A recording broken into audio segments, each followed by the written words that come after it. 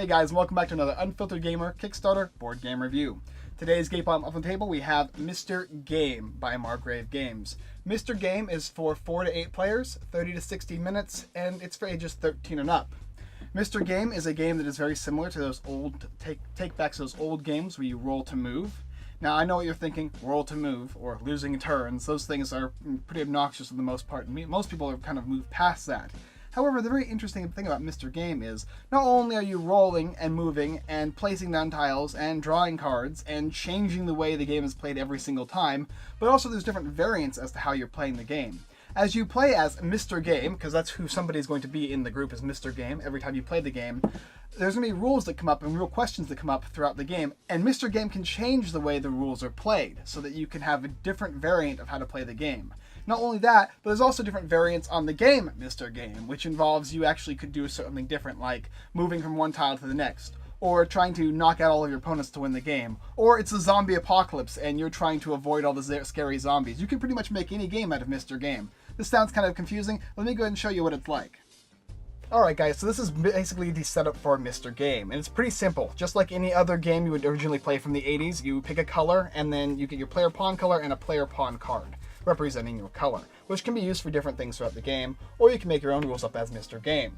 Now, it's very simple on here. You've got your goal spaces, which are numbered, you've got roll again spaces, you've got the exclamation points, and you've got the normal spaces.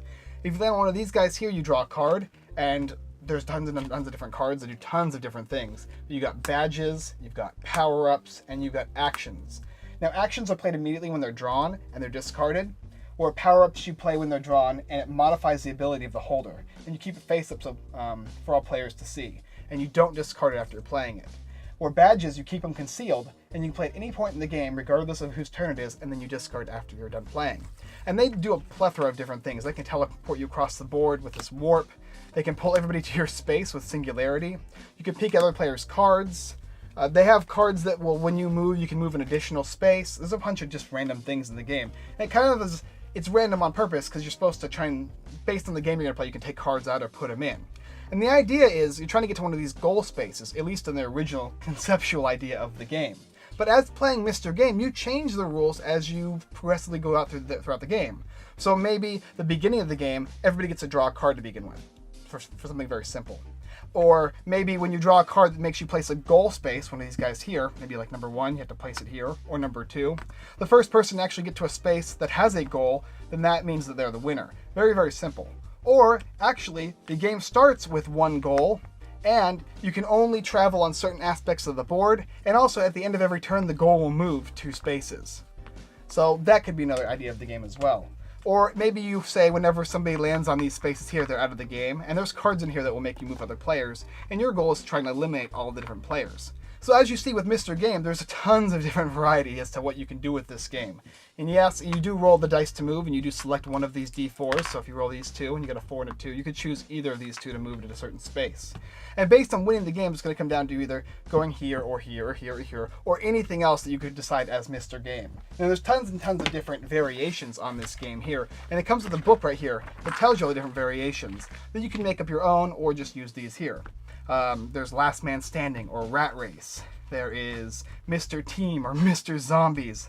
Not Happening. Tons of different variations.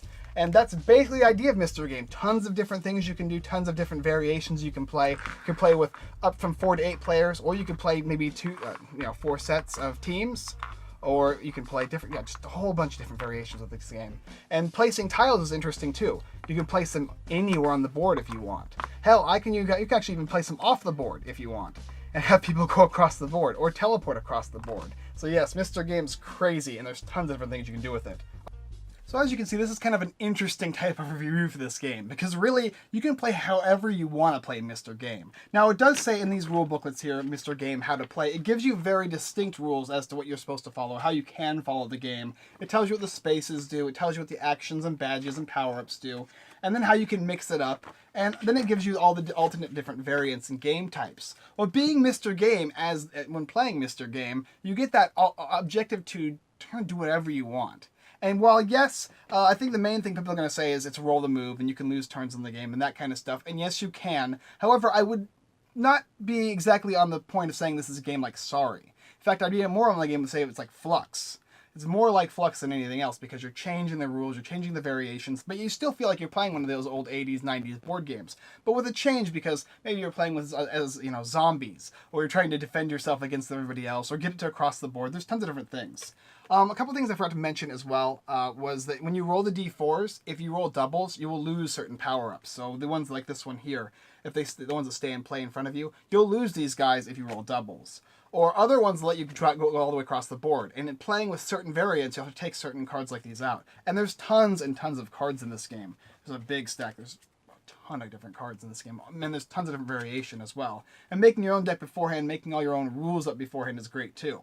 So really, you can make this game as fun or unfun as possible. When I first played this game, the first day or second day I played it, I think, I made up a rule where if you forgot any of my rules, you would lose. And I forgot a rule the first turn, which made it not very fun for me. So I think the fun factor is going to be based on you and how well you decide to make rules up for this game. And playing the game on its own as it's originally written is fun. It's a simple roll to move with a couple different variations, as well as including these tiles like warp tiles that make you go across the board and placing players all over. It's much more crazy than a game like Sorry is. And the way you change rules is very, very similar to the Flux. The components are great.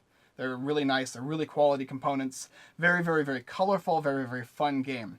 I played tons of all the different variants of this game. And when I first played it, I was afraid I was going to say, oh no, roll the move, lose a turn, game I'd never be interested in.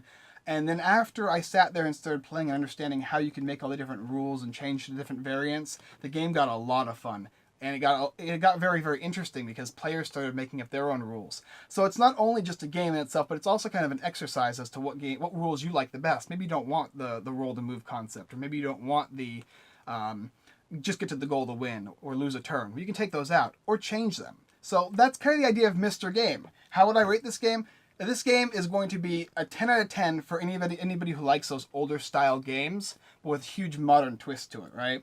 And it would be probably, if you don't like the idea of rolling to move and you don't like the idea that the style of this game, it might not fit your category. But for me, surprisingly, I really, really liked it, and I suggest you check it out as well.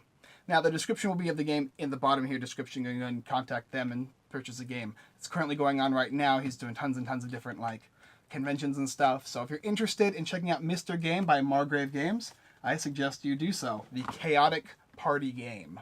Alright guys, thanks for watching another Unfiltered Gamer board game review. If you like this video and you want to see more, go ahead and check out all the rest of our videos here on YouTube. Like, subscribe, and comment. As well as checking out Mr. Game, you go ahead and go to the description below and see where to get this game. It's really, really good.